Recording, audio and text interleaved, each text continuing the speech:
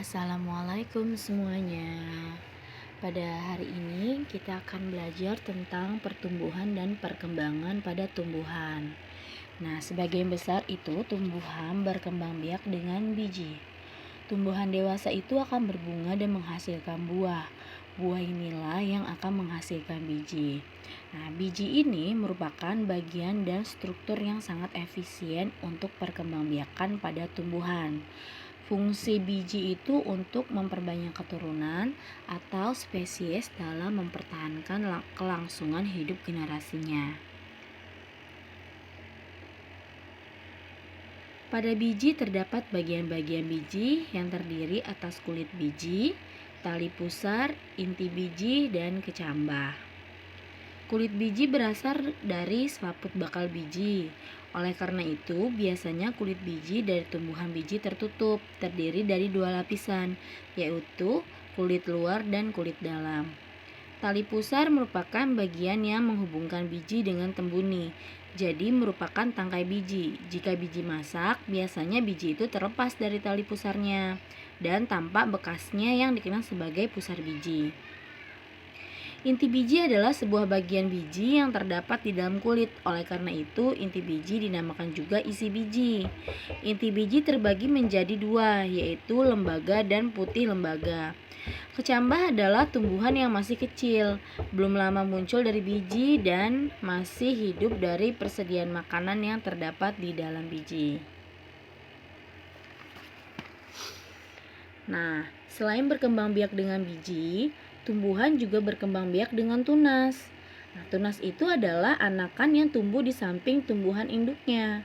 Tumbuhan dikatakan berkembang biak dengan tunas apabila tunas dari tumbuhan induk tumbuh menjadi tumbuhan baru. Contohnya seperti tumbuhan yang berkembang biak dengan tunas, coco bebek, pisang, bambu.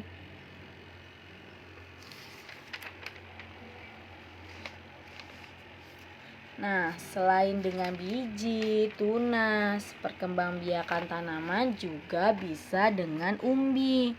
Tumbuhan yang berkembang biak dengan umbi itu artinya tumbuhan tersebut mengalami perkembangbiakan vegetatif alami.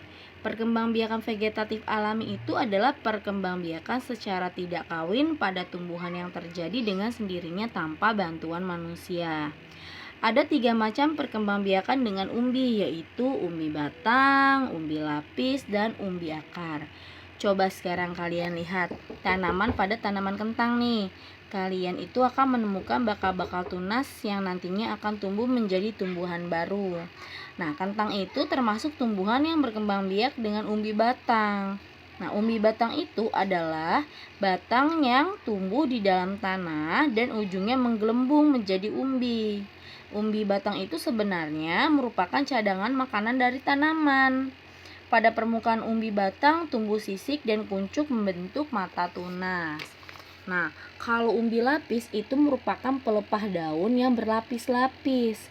Pada bagian atas umbi lapis tumbuh daun, dan pada bagian bawah umbi lapis terdiri dari cakram dan akar tersebut.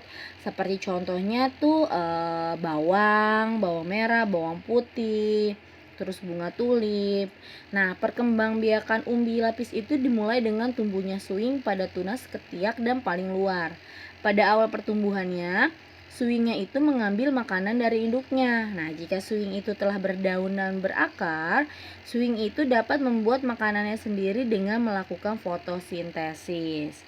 Nah, kemudian ada umbi akar. Umbi akar itu adalah akar yang membesar berisi cadangan makanan tumbuhan. Nah, jika umbi ini ditanam bersama dengan pangkal batangnya, maka akan tumbuh tunas, dan tunas tersebut merupakan tumbuhan baru. Contohnya seperti singkong, wortel, lobak. Nah, tapi pada singkong, umbi akarnya itu tidak dapat untuk berkembang biak. Kenapa? Karena tidak ada pangkal batangnya. Nah, pada umbi akar pada pohon dahlia dan wortel dapat untuk berkembang biak karena ada tunas pada pangkal batangnya. Oke, sampai di sini paham? Kalau begitu terima kasih. Jika kalian belum dapat memahami, kalian bisa putar ulang video ini ya. Terima kasih. Assalamualaikum.